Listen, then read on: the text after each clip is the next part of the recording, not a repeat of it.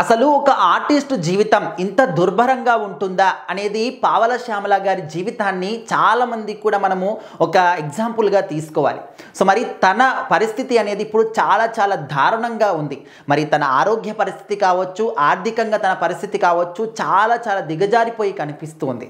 So మరి రీసెంట్గా తన ఒక ఆర్థిక పరిస్థితులకు కానీ, అనారోగ్య పరిస్థితులకు కానీ తాళలేక ఆత్మహత్య ప్రయత్నం కూడా చేసినటువంటి ఘటన పావల శ్యామల గారి జీవితంలో చోటు చేసుకుంది. దాదాపుగా ఒక 300కు పైగా సినిమాలు నటించినటువంటి ఆమె ఇప్పుడు ఇంత ఘోరాతి ఘోరమైనటువంటి జీవితాన్ని గడపడానికి అసలు కారణం ఏంటి అంటే, మరి అప్పట్లో తెలుసు అంటే వాళ్ళు అప్పట్లో ఓన్లీ వాళ్ళ డబ్బులకి ప్రిఫరెన్స్ ఇవ్వకుండా వాళ్ళ జీవితం ఏంటి, వాళ్ళు నటన ఏంటి, వాళ్ళ ఖచ్చితంగా మెయిన్ ఏదైనా థింగ్ ఉందంటే ఖచ్చితంగా అది వాళ్ళ నటన మాత్రమే. సో ఆ విధంగా నటనలో జీవిస్తూ వాళ్ళ జీవితాన్ని గడిపేశారు తప్ప డబ్బులే సంపాదించుకోవాలి, కూడబెట్టుకోవాలనే విధంగా వాళ్ళ ఆలోచన అప్పట్లో లేదు. సో ఆ విధంగా చాలామంది సీనియర్ యాక్టర్లు కూడా ఉన్నారు. అప్పట్లో కొన్ని వందల కొద్ది సినిమాలు చేసి ఇప్పుడు ఒక సాధారణమైనటువంటి ఒక చిన్న చిన్న రూమ్లలో గడపడం కానీ, కిరాయి రూమ్లలో గడపడం కానీ ఇలాంటివి చూస్తూ ఉన్నాం. కానీ ఎవరైతే డబ్బుల గురించి ఆలోచించి డబ్బుల్ని పోగు చేసుకున్నారో వాళ్ళు మంచి లగ్జరీ లైఫ్ని ఎంజాయ్ చేస్తున్నప్పటికీ ఇలాంటి వాళ్ళు కళనే నమ్ముకొని కళ కోసమే బతికిన వాళ్ళు చాలా తక్కువ మంది అరుదుగా కనిపిస్తూ ఉంటారు. సో అలాంటి వాళ్ళలో పావల శ్యామల గారు కూడా ఒకరు. సో మరి తనే కాకుండా తన కూతురు కూడా చాలా దారుణమైనటువంటి పరిస్థితి, వాళ్ళ అనారోగ్యం పరిస్థితి, ఇద్దరి కూడా అనారోగ్యాలు. అసలు వాళ్ళ పరిస్థితి చూస్తూ ఉంటే ప్రతి ఒక్కరికి కూడా కళలో నీళ్లు ఖచ్చితంగా వస్తూ ఉంటాయి.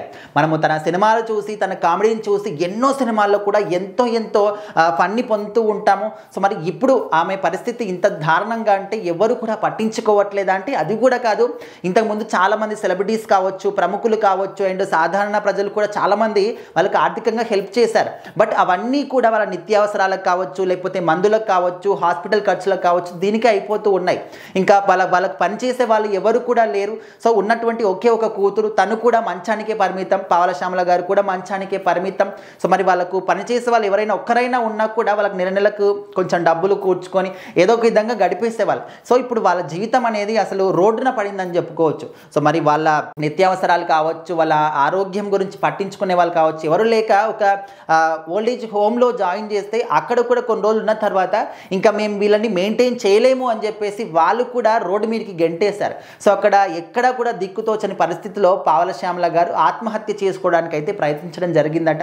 సో మరి ఈ యొక్క ఘటనని తిరుమలగిరి పోలీసులు, కార్ఖానా పోలీసులు వాళ్ళు పట్టించుకొని, సో మరి వాళ్ళు దాన్ని కస్టడీలోకి తీసుకొని ఒక హెల్త్ కేర్ హోమ్లో కూడా జాయిన్ చేశారు మళ్ళీ అని చెప్పేసి చెప్తూ ఉన్నారు.